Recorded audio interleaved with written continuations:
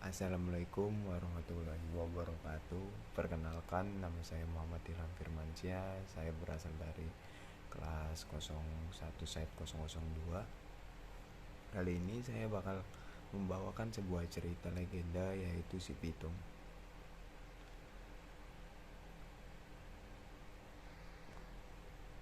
Hati si Pitung geram sekali sore ini.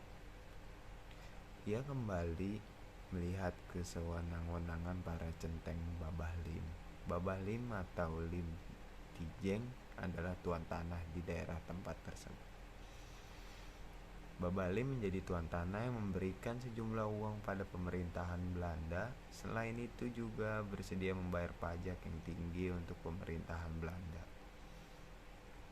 Itulah sebabnya Babah Lim memperkerjakan centeng-centengnya untuk merampas harta rakyat dan menarik pajak yang sejumlah mencekik leher. Si Pitung bertekad ia harus melawan centeng Babah Lim. Untuk itu ia berguru pada Haji Naipin, seorang ulama terhormat dan terkenal berilmu tinggi. Haji Naipin berkenal untuk mendidik si Pitung karena beliau tahu wataknya. Ya, si Pitung memang terkenal rajin dan taat beragama. Tutur sopan, ia selalu patuh kepada orang tuanya. Papi Un dan Ibu Pina itu orang tuanya. Beberapa bulan kemudian, si Pitung menguasai segala ilmu yang diajarkan oleh Pak Haji Naipin. Haji Naipin berpesan, "Pitung, aku yakin kau bukan orang yang sombong. Gunakan ilmumu untuk membela orang-orang yang tertindas. Jangan sekali-kali kau menggunakan untuk menindas orang lain."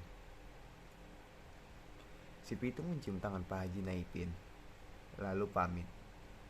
Ia akan berjuang melawan Babah Lim,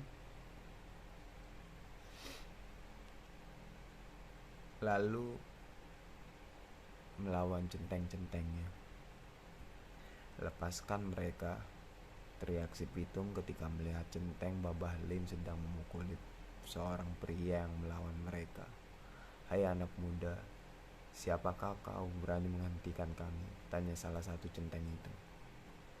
"Kalian tak perlu tahu siapa aku, tapi aku tahu siapa kalian.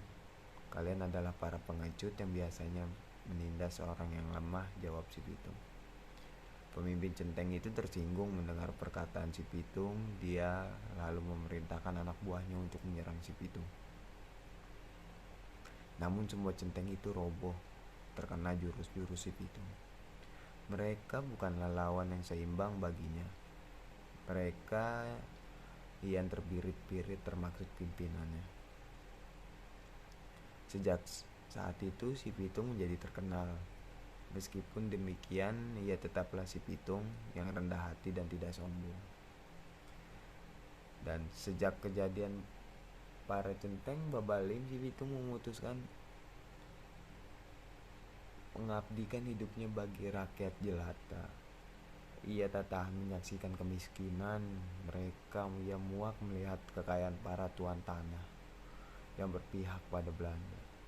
Suatu saat ia mengajak beberapa orang untuk bergabung dengannya. Mereka merampok rumah orang-orang kaya dan membagikan hasil rampokan tersebut pada rakyat jelata.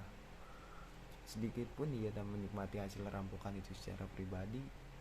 Rakyat jelata memuji-muji.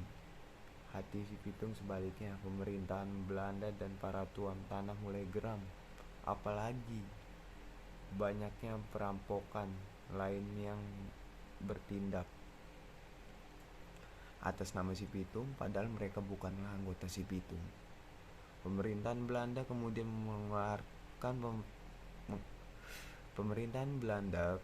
mengeluarkan perintah untuk menangkap si Pitung. Meskipun buronan, si Pitung tak gentar.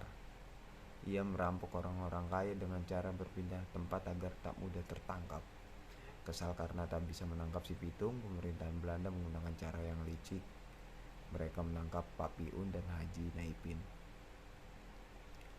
Salah satu pejabat pemerintahan Belanda yang bernama Scott Heine mengumumkan bahwa kedua orang tersebut akan dihukum mati jika si Pitung tak menyerahkan diri.